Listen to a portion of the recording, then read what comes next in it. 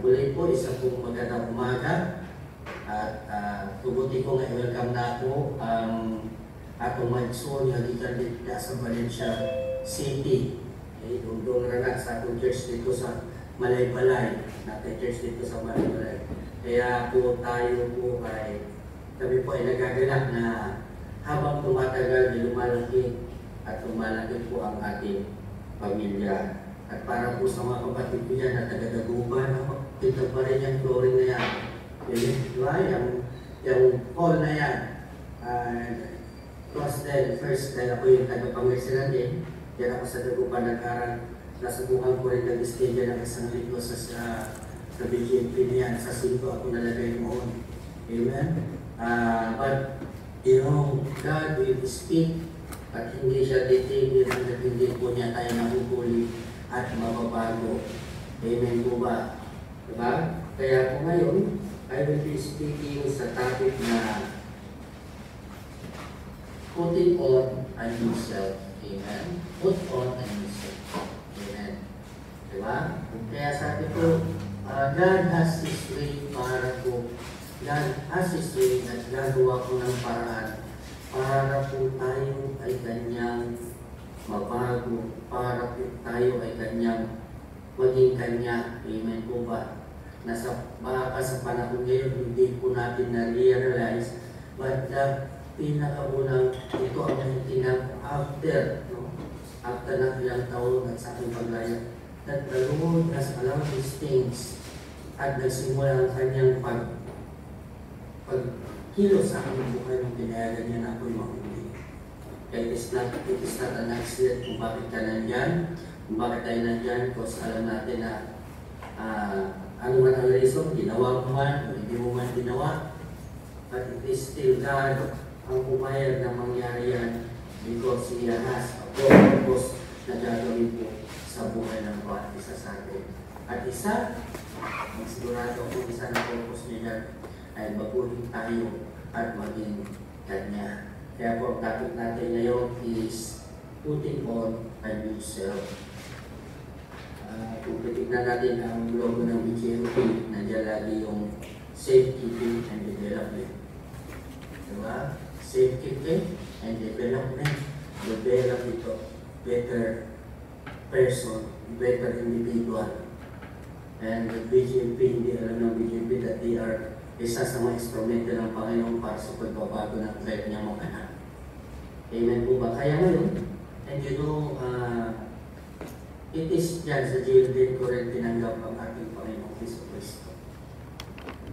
Well, wala nang masyado.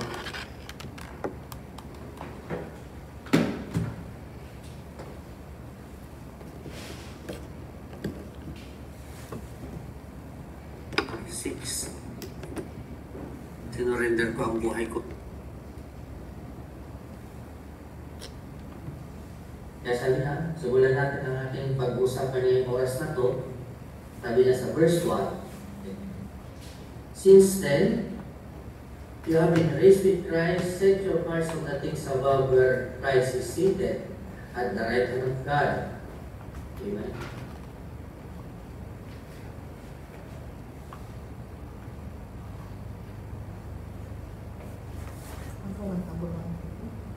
Set your minds on things above, not on earthly things, for you died, and your life is now hidden with Christ in God.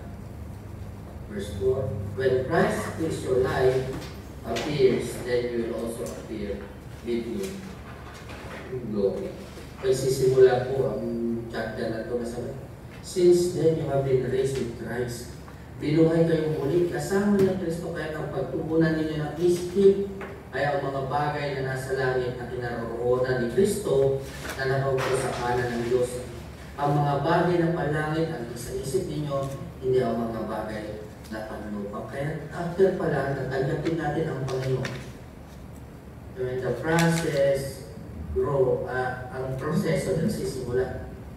After you receive Christ and have faith in Him, you receive your salvation. And after that, the process, may process pa po na susunod siya. Buo nga po ng salvation na natanggap natin ang pagsunod natin. Pero ang isa dyan, since then, binuhay kayo muli. Pastor, no, sabi niya, nga naman, iinom yung mga, binugay kami muli. Hindi naman namin naranasan na matay. Diba? But ibig sabihin, because before tayo na nagkaroon ng Lord Christ, ang ating buhay spiritual ay patay. And then after natin tanggapin the regeneration, process of the regeneration, nangyayari kaya nagkibubuhay tayo muli ang ating spiritual life, nabubuhay na muli. And after dyan, we have two reasons for this. Kung may gagawin ang Panginoon sa buhay natin, mayroon din siyang ipapagawa sa atin. Hindi yung lagi kong iniisip. Ang Panginoon, kung mayroon siyang gustong gawin sa buhay natin, di ba? Kailangan natin tayong gawin. Di ba? There are choices kung gusto mo sumunod o hindi. Pero sabi niya, once na ikaw ay muling nabuhay ang espiritual ng dahil sa pakikipag-isa mo kay Yesu Cristo, kailangan magbago tayo ng mindset. Di ba? This is the first. Then you should have, di ba? First, you must renew your mind. Na, yung iniisip, ayun, panlamit na. Kaya binuhay kayo muli. Kaya pagtuunan ninyo ng pansin ang mga bagay na panlangit at hindi na yung mga bagay na panlupa. Amen? Kaya priority na natin ngayon is those spiritual things. Diba? Kaya pag iniisip natin mga kapatid, habang tayo ay nandyan, hindi natin naiwasan na mayroon tayo magiging mga kaibigan, magiging ka-close. Amen? Na sana, wala na yung mindset na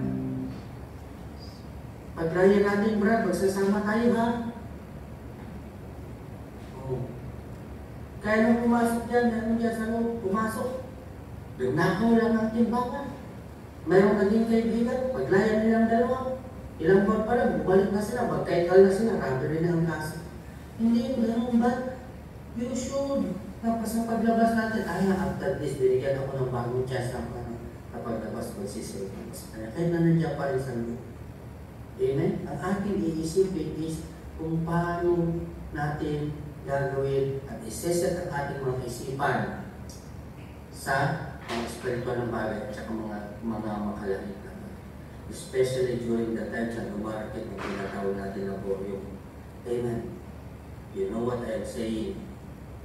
No one is accepted sa tinatawag na boryong. Amen? Naintindihan niya. Kaya sa kung mayroong umaga na ganyan ang isip, you start to think of what is heaviness and what is spirit. You read your Bible, ang focus mo, ilagay mo sa Panginoon at hindi mo ipo-focus sa current situation.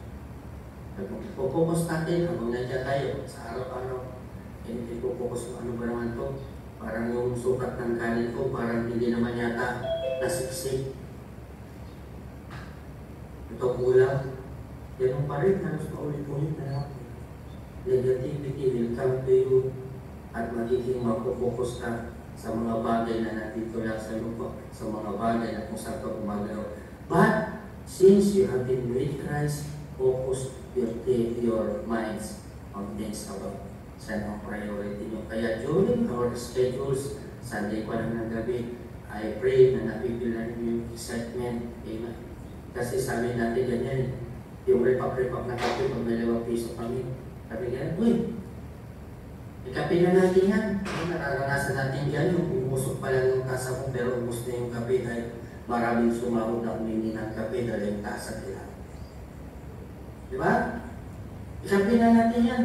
Pero kung nagsimula ng kumilos ang Panginoon sa buhay namin, ano sabi, ay hindi, pag-o-offerin ko ito bukas.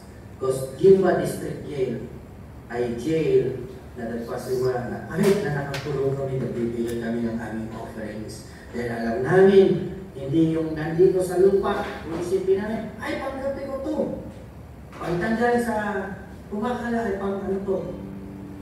Pumakala na sigura. Pero hindi because we know when we give offerings, meron kami na anihin kapag dating ng panahon.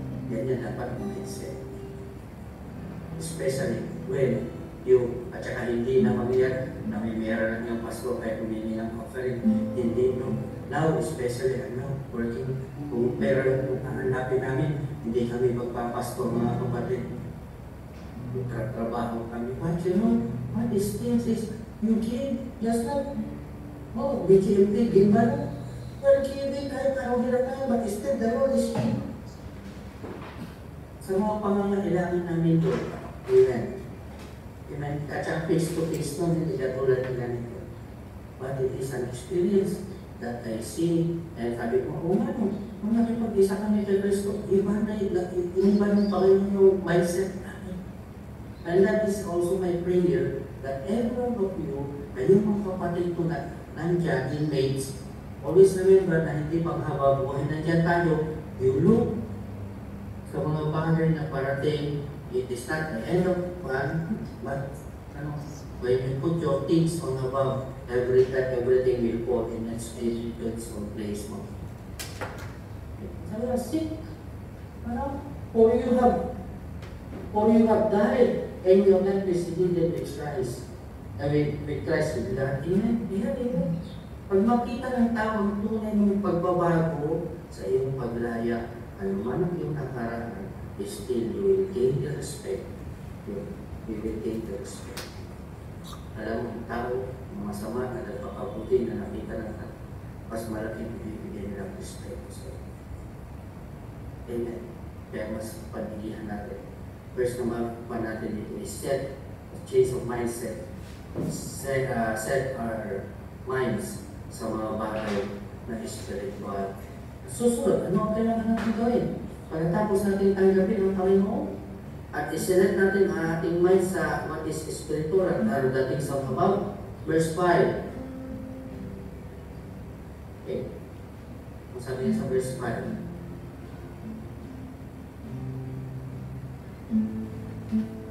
Put to death, therefore, whatever belongs to your earthly nature. Sexual immorality, impurity, lust, evil desires, greed, which is idolatry.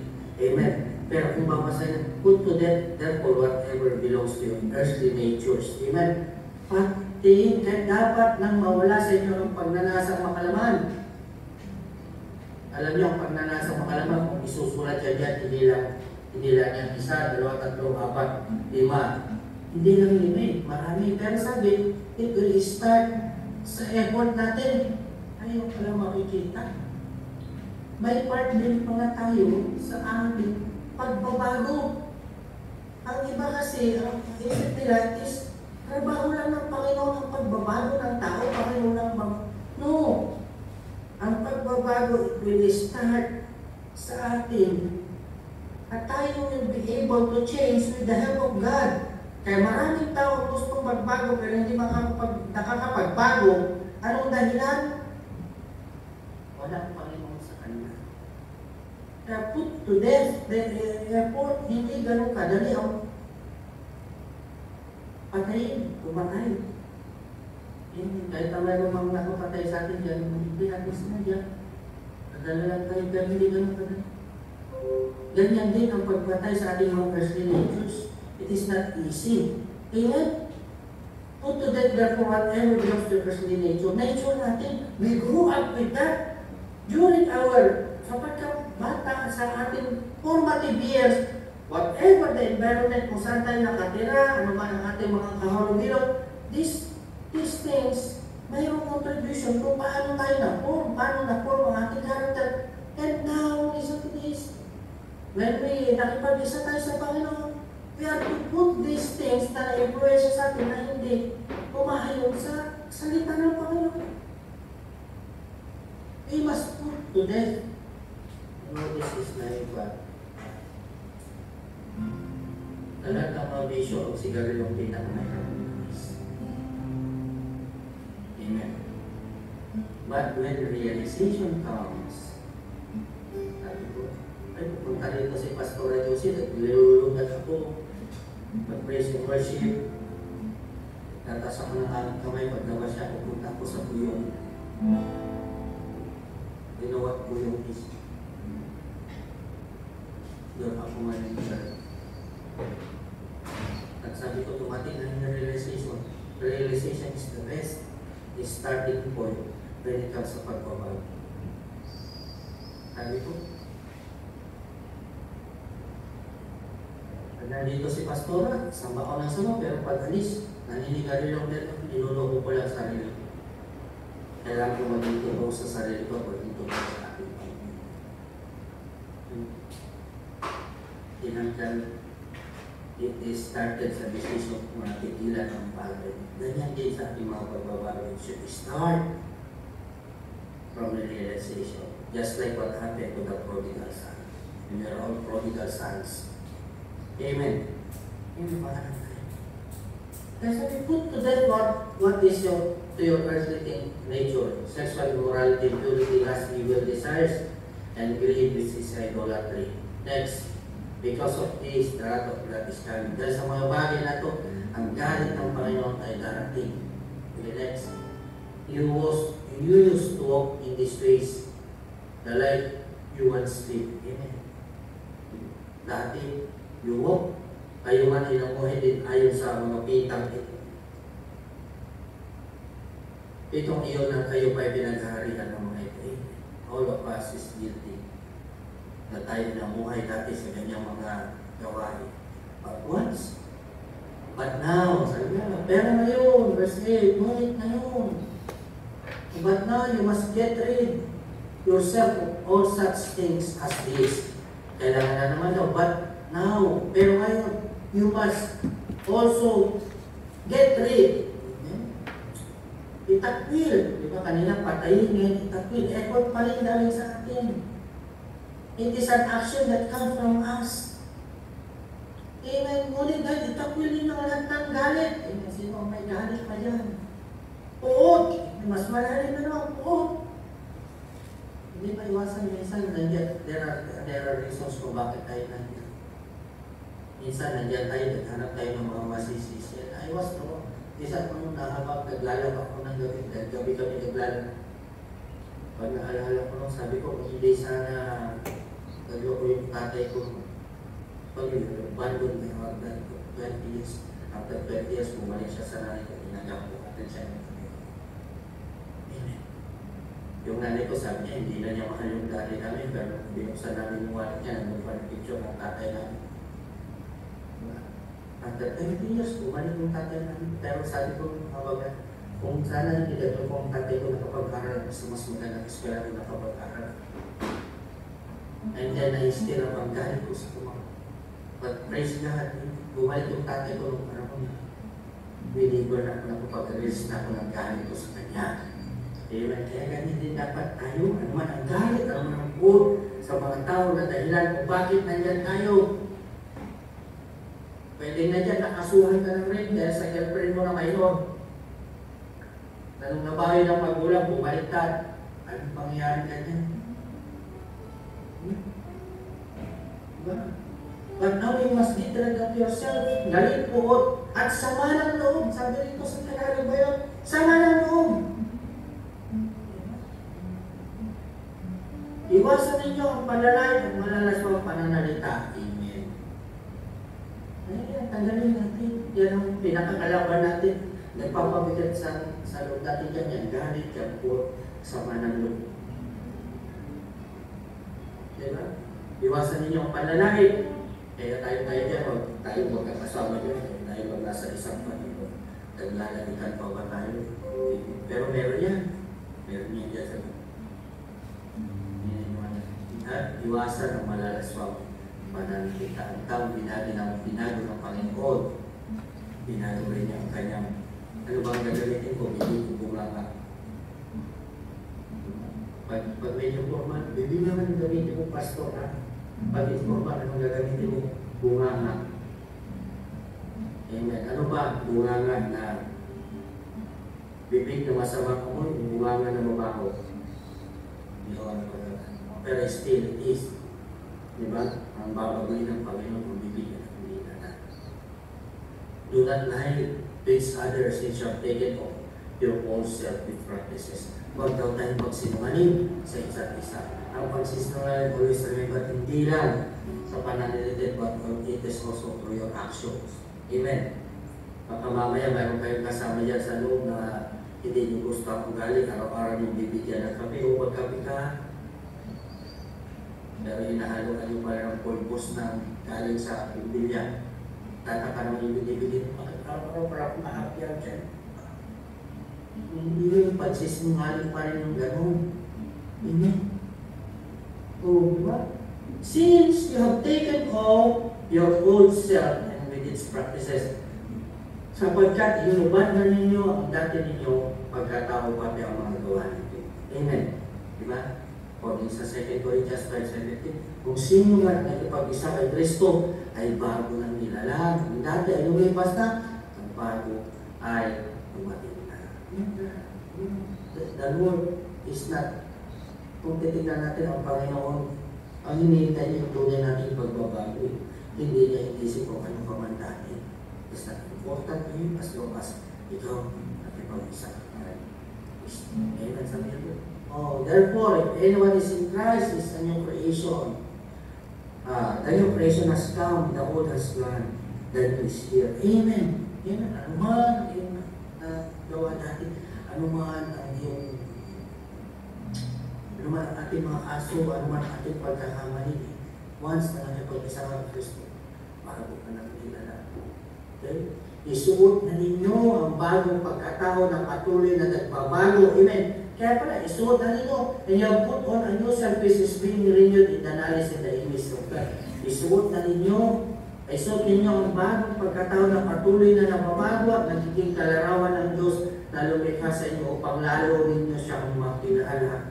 You know, yan ang napakaganda, especially pag uwi nyo, paglayan yung experience of mine is my mom. Nung umuwi ako, dahil sabi ko, Mami, malayahan ko, hindi ako masaya, bakit tatakot ako, hindi ko alam kung anong buhay ang magdagantay sa akin sa labas. Sabi ng nanay, umuwi ka sa akin. Ang tarawin, nung umuwi ako, kumakain kami yung nanay ko, tinitignan niya. Bakit po ako tinitignan niya? Magasin, akilang gawin mo yung na, Mami, parang hindi kita kilala, sabi sa akin ng nanay. Yung sinabi niya sa akin, parang hindi ikaw. And that is yung pagbabago ng makikita ng mga tao sa akin. Hindi rin ikaw ang napapapunan mo at yung Panginoon na i-represent mo sa kanila na bumago sa iyo. Amen? That every day, pag nakita nila pagbabago, 100%, mahihila natin sila sa itong pananampalataya natin. 7 years I will pray for my family na mawin. But your life is your greatest testimony para sa kanila. Na makita nila, nagbago ka, this is being renewed. Ang mga auntie ko, nakita nila nagbago ako, dahil nagtapos sila sa akin lahat. Ako muna nga po, you know what is ang privilege na muna nga po. Ang mga auntie mo, mahal na mahal ka ng mga auntie mo. But when, yung ginawa ko yung, pero yung nakita nila, pagbabago ko, kung pakunti-kunti sila nagchat-chat, yay, kumusta ka na? They have so it. And kung nangyari sa akin, kung nangyari rin sa iyo. Amen. Na makikita nila na yung Panginoon na bumago sa iyo ay kasama. Amen. Next please. Here is no Greek, no Jew, okay. Therefore, as God's chosen people who in their love, clothe yourselves. Amen. Verse 12. Amen. Verse 12 po tayo ng Colossians. Therefore, as God's chosen people, kaya nga dahil kay hinirap ng Diyos, pinahal niya, pinili niya, para sa Kanya, praise God. Pinili tayo ng Panginoon para sa atin. Ang natin pinili, pero ilan lang ang nagre-respond sa pagpili nito at pagtawag na ito. And you are blessed because you are responded sa call ng Panginoon. Kaya nga tayo ay hinirap, pinamahal niya, at pinili para sa Kanya. Dapat tayo maging mahabagin. Amen. Clothe yourself with compassion, kindness, humility, gentleness, and patience. Amen? Mapagpakumbaba, mahinaon at mapagtiis. Pastor, para mahirap maging ganyan, na maging mahinaon at mapagtiis, especially sa sitwasyon namin na ito. Amen? Galing kasama namin. At please, do not disdain.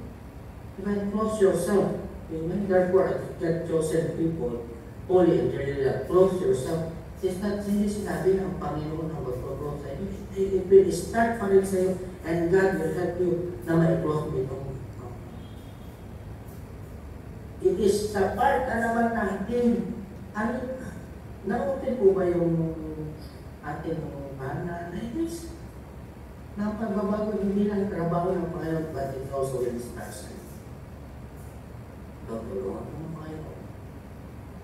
Tama, diba? That's chosen. Put on, close yourself with compassion. Tama.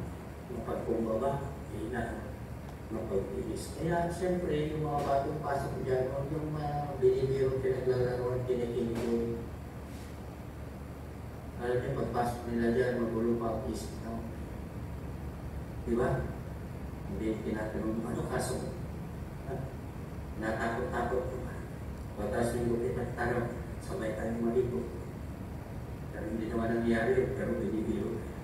Now, you are Christians, amen, Christian na tayo, sinukunan natin ang sarili natin, ang mga bago na dumating, kailangan natin sa kongkong. Amen. Amen. Hindi yung sasabihin ko, pero mo, pag tuwis, hindi ka na rin yung papasin ng mga yan. Amen. Bakit po yan?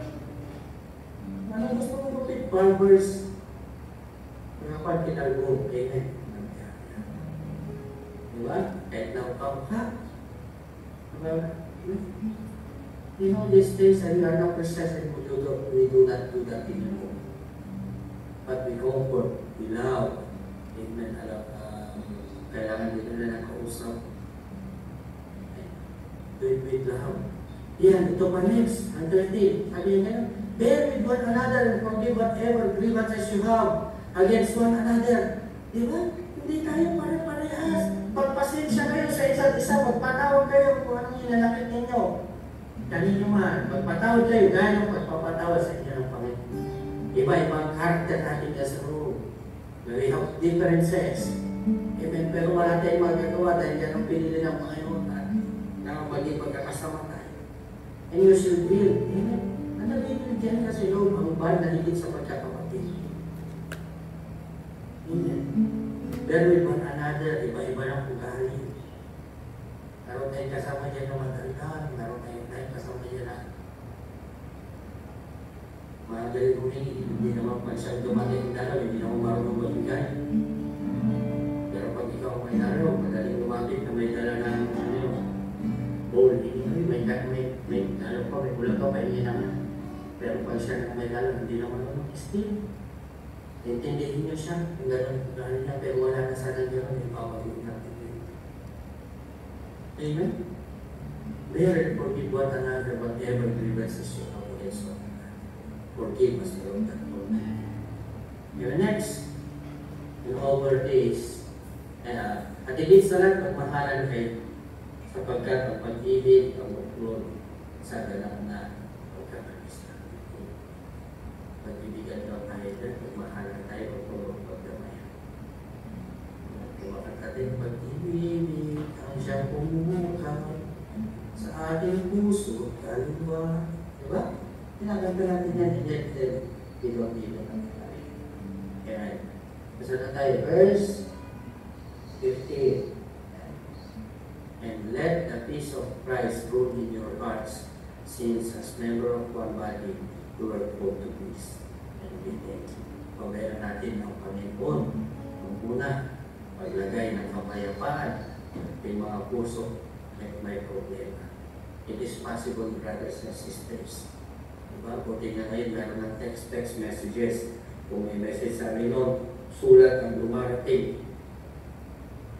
And I can still, hindi ko malimutan yung sabi ni Sir Mingo sa nung nawating yung sulat ko. And my mom, conscious ng problema niya rin sa akin. Kaya nga nasa loob sabi ni Sir Mingo, sa ano ba naman ito? Puro problema naman ang kinipento sa iyo.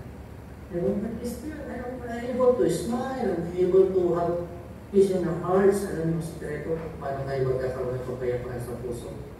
I-surrender ko lang sa Panginoon. Huwag yung isuod, yung pilitin na isuod ng problema na wala naman tayong magagawa. Wala man tayong magagawa. Is God, mayroong magagawa. Go on your knees, go sa iyong tarima, isarang mag-pray ka. Surrender mo sa Panginoon. At sa pamamagitan niya, nakaroon ng kapayapaan. Surrender everything that kung pipilitin mo na sa solve ang problema na isinyester sa'yo, nalalaman sa'yo, nababalitaan mo, darating lang ang wala kang peace of mind. But if you surrender it to God, Lord, ikaw bahala. Stay put lang ako rito. Lord, ikaw bahala sa kaso ko. 2 taon na walang hearing. Amen? Nagpalit ng fiscal, nagpalit ng judge.